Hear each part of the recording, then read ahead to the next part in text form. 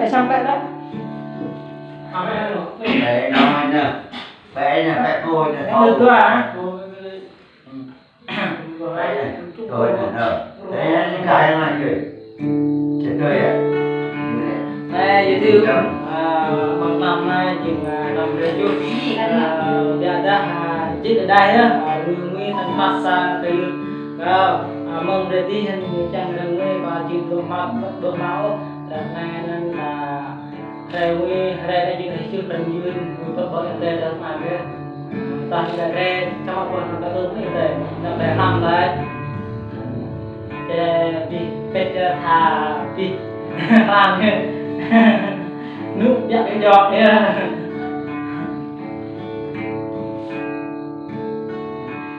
này giờ tên đi nữa yang dia tera bu kain dan tamat sudah jawatan kain kan yếu deh yang teh tahawi yang teh pun akan menjadi kain yang teh pandan dan pun berlangsung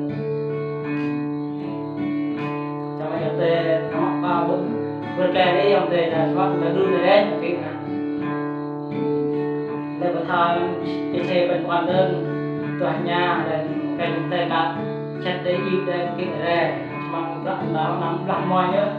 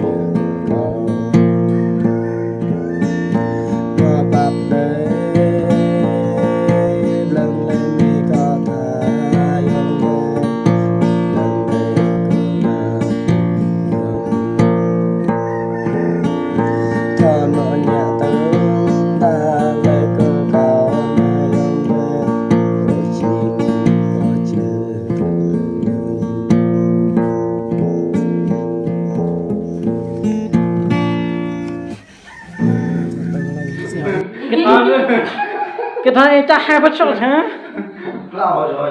mẹ đòn phá mình